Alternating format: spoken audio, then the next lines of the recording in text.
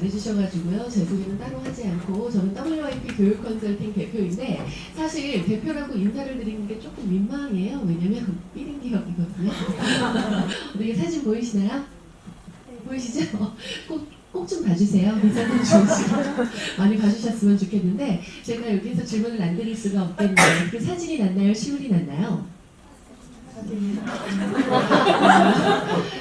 사진이 낫다라고 해주신 분들은 오늘 교육 많이 들으셔야 되는 분들이고요. 나머지 공부까지 할 수 있도록 하겠습니다. 그리고 실물이 낫다라고 해주신 우리 선생님들은 오늘 교육 안 들으셔도 되는 분들이에요.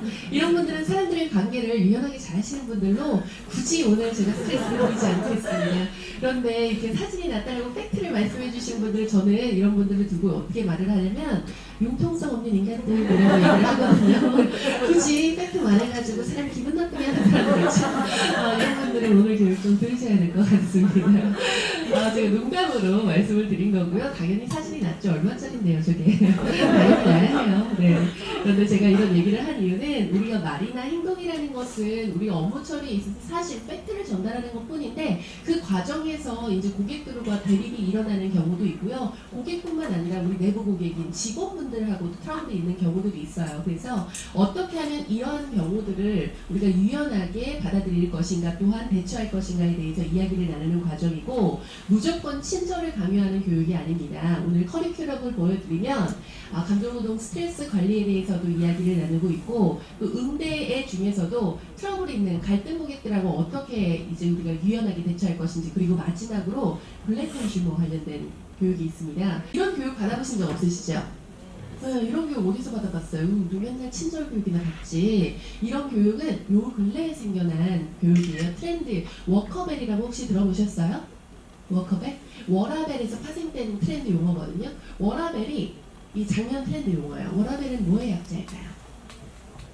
워크, 라이프, 밸런스라고 해서 일과 삶의 균형을 이야기를 하죠. 워커벨이란 워커, 커스터머, 밸런스를 얘기합니다. 그래서 예전에는 워커와 커스터머는 상하 개념이었잖아요. 무조건 까라면 까, 고객은 왕이야, 막 이런 표현이 있었는데 이제는 그런 개념이 아니라 워커와 직원과 이 커스터머는 상하 개념이 아니라 동등한 개념으로 서로 존중받고 이 배려받아야 되는 사이다라고 이야기를 하는 것입니다. 그래서 산업안전보건법도 작년 10월 8일날 개정이 됐어요. 그래서 산업안전보건법의 내용이 보면 고객 응대 근로자, 즉 우리 선생님들 얘기합니다. 고객 응대 근로자는 고객으로부터 정신건강을 해치는 일로부터 이 회사는 이 선생님들을 무조건 지켜주셔야 합니다. 만약에 그게 되지 않으면 1,000만 원 이하의 과태료가 부과가 되어 있어요. 근데 그 기준을 지금 모르시는 거잖아요. 어디까지 내가 수용을 할 것이고 어디서부터 거절을 할 것인지 그리고 어떻게 해야만 내가 보호를 받을 것인지에 대해서 명확히 한번 살펴보기 위해서 오늘 이 과정을 만든 것입니다. 즉, 하지만 우리가 아무리 컨트롤 하려고 해도 컨트롤이 안 되는 상황들이 있습니다. 왜? 나를 열받게 하는 사람들을 만났을 때. 그것이 직장 동료가 될 수도 있고요. 고객이 만날 수도 있어요. 고객이 나를 보자마자 난 알지도 못하는 사람인데 저기요! 이러면서 와요. 나도 감정을 가지고 있는 사람이 짜증 펑 나죠. 왜 저래? 라는 생각이 들잖아요. 이런 상황에서 내가 감정을 있는 그대로 표출하면 어떻게 돼요? 분명히 감정적 대립이 생겨요. 말투 그따위 그 뭐야 고객 같아! 라고 하면서 고객은 본인이 고객이라는 이유로 미친듯이 본인들의 감정을 표출하죠. 또한 어떤 사람들은요 잘못된 방법으로 본인의 감정 쓰레기를 버리고 가는 사람들이 있어요. 근데 선생님 우리는요 고객들의 감정 쓰레기 버리고 치우는 사람들이 아닙니다. 나도 감정을 가지고 있는 사람이고요. 일반적인 사람들은요 아무리 화가 나도 욕설을 하거나 소리 지르거나 인격 모독하면서 본인들의 분노를 표출하지 않아요. 그런데 나한테 그런 행동을 하는 사람들이라면 이런 사람들은 일반적이지 않은 사람들이죠. 근데 이런 사람들에게 내 마음을 홀라당 빼앗기는 것은 내가 이 문제를 잘못 해결하는 거일 수도 있어요. 그래서 이런 사람들을 만났을 때 내가 먼저 해야 될 것은 이 사람한테 마음을 빼앗기지 않는 게 먼저예요. 왜? 내가 이 사람한테 마음을 빼앗겨버리면 나도 모르게 나도 감정적으로 표출이 되게 되고 그 문제가 감정적 문제까지 얽히기 시작하면서 더 큰 문제로 가잖아요. 우리는 어쩔 수 없이 고객을 선택할 수가 없어요. 그렇죠? 고객을 선택할 수 없는 상황이고 고객을 피할 수가 없는 상황이란 말이죠. 하지만 우리는 고객을 선택할 수 없고 우리가 피할 수 없다라고 해서 우리는 그냥 까라면 까는 사람들이 아니에요. 내가 선택할 수 없고 피할 수는 없지만 이 사람을 어떻게 대처할지는 누구의 선택이죠? 내 선택이에요. 그렇기 때문에 내가 나를 지키고 내가 나를 주도적으로 행동을 했을 때 훨씬 더 문제 해결을 원활하게 할 수 있죠. 이러할 때 우리에게 필요한 사고는요. 문제 해결 중심적 사고예요. 무슨 사고요?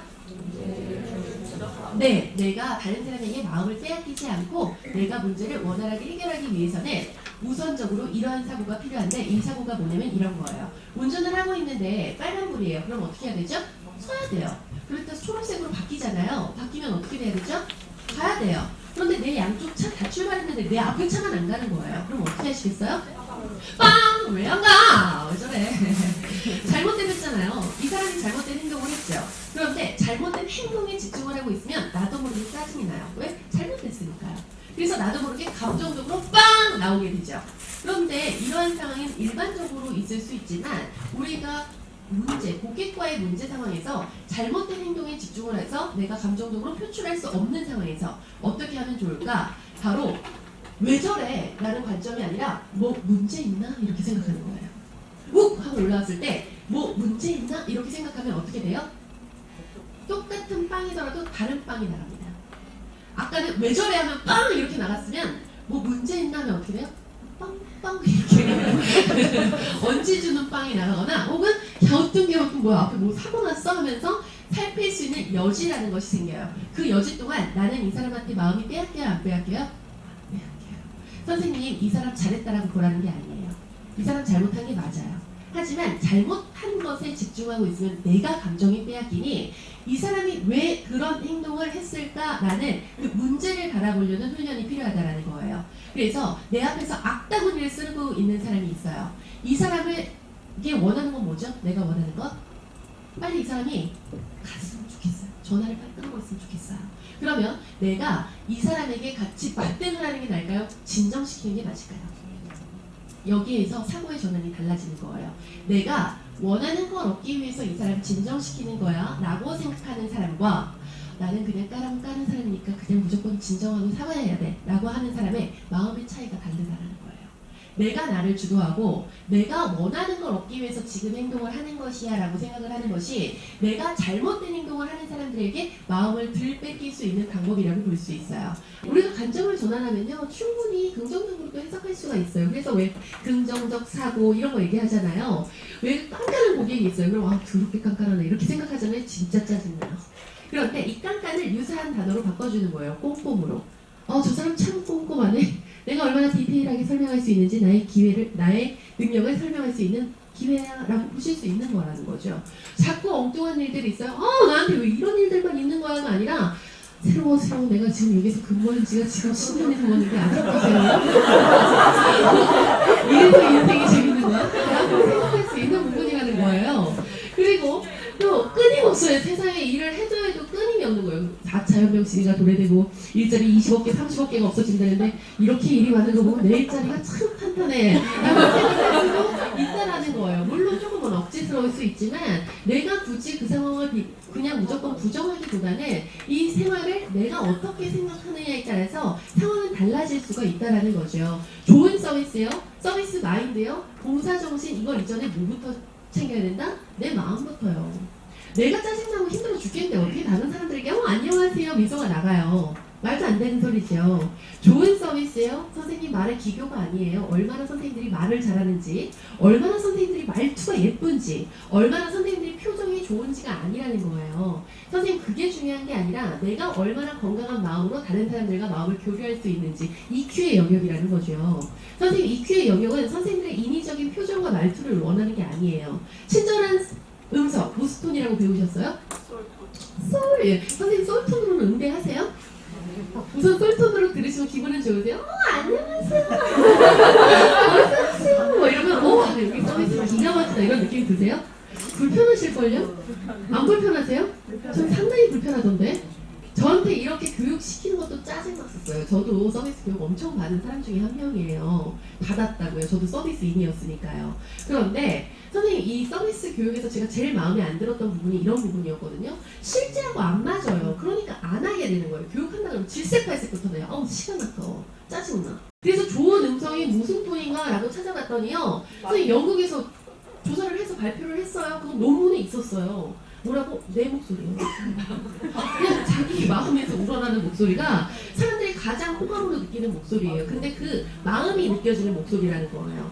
그냥 아무런 감정이 느껴지지 않는 로봇 같은 목소리가 아니라 내 마음이 우러난다라는 건 이 사람과 내가 마음적으로 공유하면서 이야기를 한다는 거죠. 뭔가 이 사람이 지금 힘들어요. 그래서 제가 이거 잘 될 줄 알고 투자했는데 안 돼서 어떡해요? 걱정이 가득해요.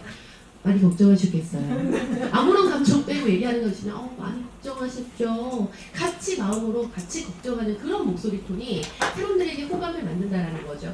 저 이것 좀 빨리빨리 해주세요 라고 하면 네, 제가 처리해드리겠습니다. 이게 좋은 음성이 아니라는 거예요. 이것 좀 빨리빨리 해주세요. 뭐예요? 내가 이 사람과 마음을 교류하면 같이 급해져야죠. 제가 빨리 해드릴게요. 이게 좋은 거일 수도 있어요. 굳이 말을 예쁘게 하는 게 그게 서비스가 아니라는 거예요. 그래서 우리 선생님들께서 그러한 것이 가능하려면, 내가 다른 사람하고 감정 교류가 가능하려면 내 마음부터 건강해야 된다고요. 그렇죠? 간혹 우리는 아까도 말씀드렸죠. 이제 앞으로 만날 우리의 고객의 유형은 기분 좋아서 우리 찾아오는 사람 없어요. 대부분 어때서 와요? 급박하거나 화가 났거나 뭔가 초조하거나 불안하거나 이런 사람들이라는 거죠. 그렇죠? 그런 사람들은 감정이 앞서 있는데, 이 감정이 앞선 사람들하고 내가 이 감정을 컨트롤하면서 이야기할 수 있는 영역이 우리 선생님들의 서비스 역량이지, 선생님 말투 예쁘게 하고 말 잘하는 거 이게 아니라는 거예요. 말 좀 못하면 어때요? 말이 뭐 좀 앞뒤가 안 맞으면 어때요? 이 사람이 이 사람의 문제에 대해서 같이 고민을 하고 같이 힘들어하는 거, 그게 중요한 거죠. 이상한 고객들의 특징을 보면 거짓말을 그렇게 해요. 분명히 그렇게 안내 받았는데, 나한테 그렇게 해준다고 했는데 라고 얘기를 해요. 여기에서 우리가 잘못된 응대를 하는 거 팩트품이요. 팩트를 막 체크하죠. 억울하니까. 어디서 그렇게 안내 받으셨어요? 담당자가 누구셨어요? 언제셨죠? 뭐 이렇게 팩트를 체크를 하면 이 사람들 당황하죠. 왜? 팩트를 전달받은 사람이 아까 기분 나쁘면 뭐였어요? 공격으로 받아들여요. 지금 그게 중요한 게 아니라 지금 얘가 나를 지금 공격하네 라고 하면 고객으로서 할 수 있는 건 뭐예요? 내가 아니면 아닌 건 알겠는데 당신 말투 그따위 그거 뭐야? 지금 니들이 내가 낸 돈으로 지금 이게 그냥 되는 게 아니라는 거예요, 선생님. 그래서 이런 상황에서도 똑같아요. 세 번째, 첫 번째 우선 끝까지 들어주고, 선생님 이쪽으로 와서 한번 말씀해 주시겠어요? 말할 수 있게끔 첫 번에 다 쏟게 하세요. 그리고 나서 두 번째 끝까지 들어준 다음에 인정해 주는 거예요. 선생님 그렇게 전달 받으셨어요. 그렇게 전달 받으셨으면 이렇게 생각하실 수 있죠. 일리 있는 말씀이세요. 그 부분은요 하면서 우리 얘기를 할 줄 알아야 되는 거예요. 그 부분은요, 선생님 이거 한번 보실까요? 저희가 이렇게 진행되고 있는 부분이거든요 라고 하면요, 이 사람 지금 충분히 본인의 말이고요, 인정도 받았거든요. 본인 무시당하지 않았거든요. 그럼 납득할 확률이 훨씬 높아져요. 그런데 첫 번서부터 아니라는 걸 막 갑자기 막 해요. 막 사실로 갑니다. 그러면 무시받는 느낌인 거예요. 이게 지금 이게 잘 됐다 안 됐다가 중요한 게 아닌 거예요. 지금 내가 지금 감정적으로 무시를 당한다는 거죠. 사람들은요 업무 과실이 있고 업무 태도가 있잖아요. 뭐가 더 화가 나는지 한번 보여드릴게요.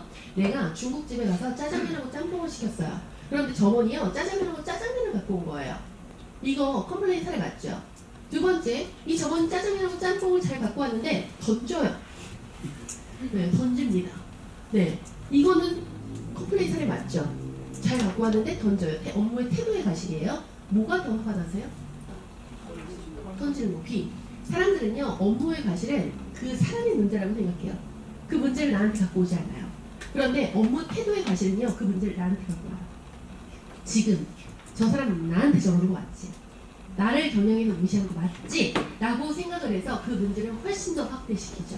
그래서 우리가 업무 태도에 대해서 이게 서비스 교육 때 하는 이유가 사람들의 감정을 자극하기 때문에 그래요. 그래서 어떻게 하면 사람들을 존중할지에 대해서는 인정과 존중, 끝까지 듣기, 쌍방 커뮤니케이션, 내가 이것들을 지금 고객들과 충분히 나누었나 라는 것들을 점검해 보실 필요 있다는 거예요.